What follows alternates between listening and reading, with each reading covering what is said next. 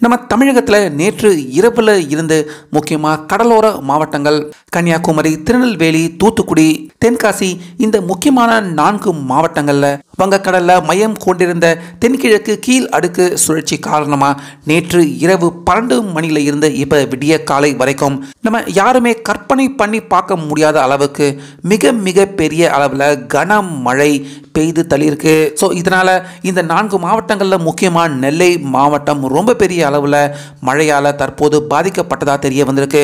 அதுலேயும் குறிப்பாக சில குடியிருப்புகள் இடிந்து விழுந்து மக்கள் எல்லாருமே பரிதவிச்சு கடவுளே காப்பாற்று அப்படின்னு எல்லாருமே அலறி கத்தக்கூடிய ஒரு பரிதாபமான சம்பவம் பார்த்தீங்கன்னா தற்போது நெல்லை மாவட்டத்தில் இன்னைக்கு நடந்திருக்கு. அதாவது நேற்று இரவே வானிலை ஆய்வு மைய அறிவிப்பாளர் பாலச்சந்தர் இரவு மழை ரொம்ப பெரிய அளவில் கோர தாண்டவம் நிச்சயமாக ஆடும், அதனால் மக்கள் எல்லாருமே பாதுகாப்பாக இருக்கும்படி முன்னதாகவே அறிவுறுத்தியிருந்தார். ஸோ அந்த வகையில் கடலோர மாவட்டமான கன்னியாகுமரி, தூத்துக்குடி, திருநெல்வேலி, தென்காசி இந்த 4 மாவட்டங்கள்லையுமே மிக மிக மிக அதிகமான கனமழை இரவு முழுதும் இடைவிடாமல் பெய்திருக்கு.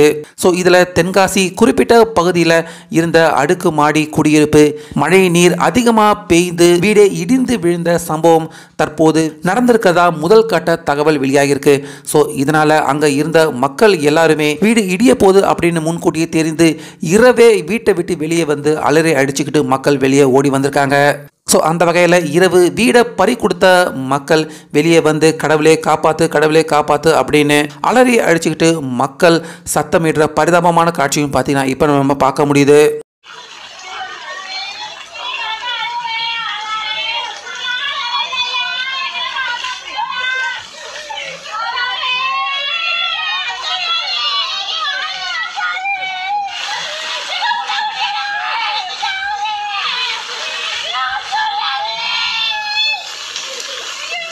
அதே போல் குடியிருப்புக்கு உள்ள மக்கள் யாராவது சிக்கி இருந்திருக்காங்களா, உயிர் இறப்பு ஏதாவது ஏற்பட்டிருக்குமா அப்படிங்கிற அச்சமும் பார்த்தீங்கன்னா தற்போது ஏற்பட்டிருக்கு. ஸோ அந்த அளவுக்கு நேற்று இரவு முழுக்க இந்த முக்கியமான 4 மாவட்டங்களில் மழை இதுவரைக்கும் பெய்திராத அளவுக்கு ரொம்ப பெரிய அளவில் பெய்து தற்போது தமிழக தென் மாவட்ட கடலோர மக்களை ரொம்ப பெரிய அளவில் தற்போது பாதிப்புக்குள்ளாக்கியிருக்கு.